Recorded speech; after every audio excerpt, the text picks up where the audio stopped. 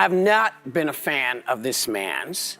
I don't like how he talks to us. I don't like how he talks to the nation. He's been in New York forever. He's a New York person and been a New York character. That being a character on television is a lot different than being the president of the United States. I've not been a fan of this man's. I don't like how he talks to us. Those weren't just random words from Whoopi. They were the opening shots in a TV war that's been going on for over a decade. Trump walked into The View expecting his reality TV star treatment, but walked out looking like a deflated orange balloon. Ever wonder what Trump fears most? According to insiders, it might just be Whoopi Goldberg with a microphone. This video shows why, the moment she called his claims complete and utter BS to his face, leaving him visibly rattled and reaching for excuses nobody was buying. Before we move on, I'd like to ask you a small favor. If you appreciate this content, please take a second to like this video and subscribe to the channel. Over 98% of you watch the videos without subscribing. It costs you nothing, but it makes a huge difference to us. So did you click the subscribe button? Great, thank you so much. Now back to the video. Remember when Trump was just that weird rich guy with bad hair who fired people on TV? Well, that all changed when he walked onto the View set expecting to be treated like a king. It was 2011 and Trump strutted onto that stage with his signature confidence. You know, that special blend of arrogance and delusion that makes you wonder if he practices his smug face in the mirror every morning. There's something on that birth certificate that he doesn't like. Oh my God, that's a terrible that thing is to just say. a Whoopi, I'm telling He was you. 3 pounds Whoopi, I love you. I'm Donald, telling I you. love you too. I think that's the biggest pile of dog mess I've heard in ages.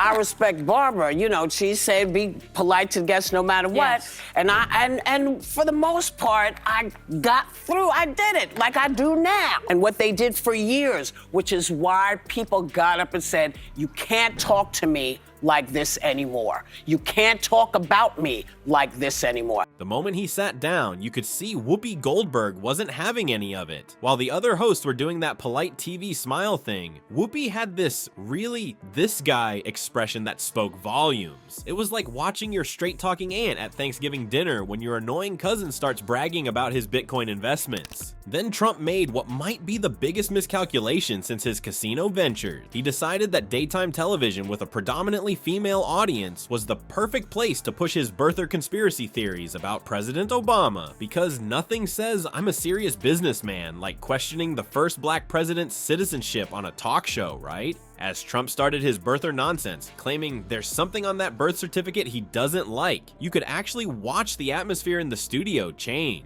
It was the episode of you when you were on The View, and I think it was 2015 or 2006, like when you were running for president. You got introduced as our friend Donald Trump. That's right. Whoopi Goldberg gives you a big hug and a kiss. Joy Behar gives you a big hug.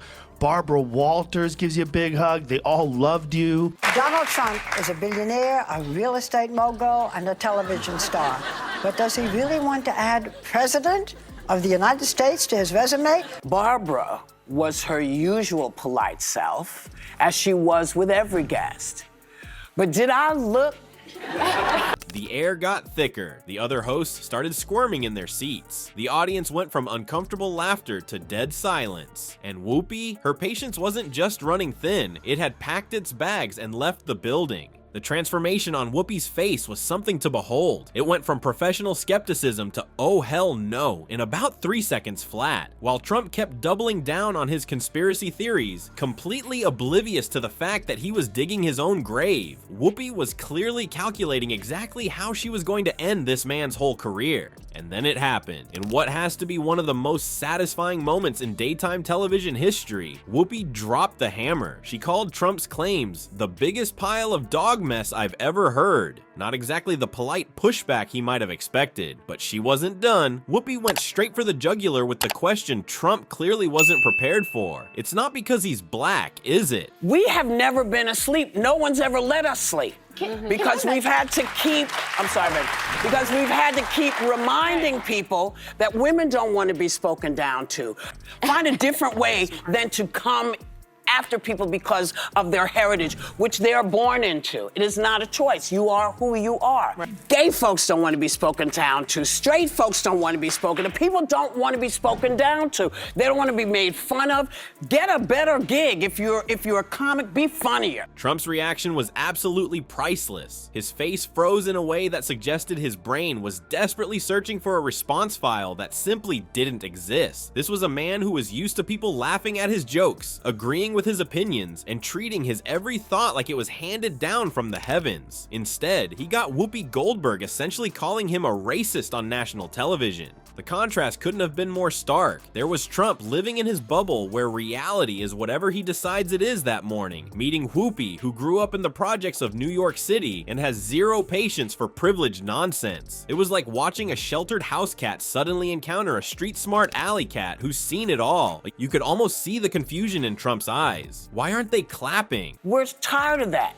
That's why people are saying, right there, you heard the women say, listen, what we heard at that rally should be enough to shake folks awake. But he keeps lying about me, and I do want to correct this. He keeps referring to, I wrote him secret love letters of some sort. I don't write love letters to dictators or aspiring dictators like Donald Trump did to Kim Jong-un. You know, say, oh, you're with a white guy, I'm gonna keep you from being deported. No, he's gonna deport you and put the white guy with someone else. The man is out there. Why isn't everyone agreeing with me? Don't they know who I am? In Trump's world, even skeptical looks must be admiration, and criticism is just people saying, I love you, Donald, in a different language, only he doesn't understand. What made this encounter so fascinating is that it revealed exactly who Trump was years before most of America would take him seriously as a political figure. While many viewers at home were still thinking of him as just that amusing rich guy from The Apprentice, Whoopi saw through the act immediately. She recognized the dangerous combination of ego, misinformation, and racial dog whistles that would later become the foundation of his political identity. The public response was split. Some viewers were shocked by Whoopi's boldness, while others cheered her on for standing up to Trump's baseless claims. But regardless of where you stood politically, that moment on The View exposed something important about both people involved. It showed that Whoopi wasn't afraid to call out nonsense when she saw it, even when it came from a powerful man with a massive platform. And it showed that Trump, when confronted with direct challenges to his narratives, had no substantive defense, just confusion that someone dared to question him at all. That exchange wasn't just a TV moment, it was Whoopi's early warning system going off about Trump while America was still laughing. Years later, as Trump's presidency unfolded, Whoopi remained one of his fiercest critics, consistently calling out the real damage he was doing to the nation. When Trump couldn't handle her criticism, he did what he always does with strong women, claimed she was secretly in love with him. Classic Donnie Diapers move. Whoopi kept speaking truth to power, even saying, I'm hoping that with this next election, we will have a breather, meaning can we all please vote this man out so we can finally get some peace and quiet. That's our Whoopi. No golden towers, no fancy titles, just America's straight-talking aunt who spotted orange turd from miles away and wasn't afraid to say what others wouldn't.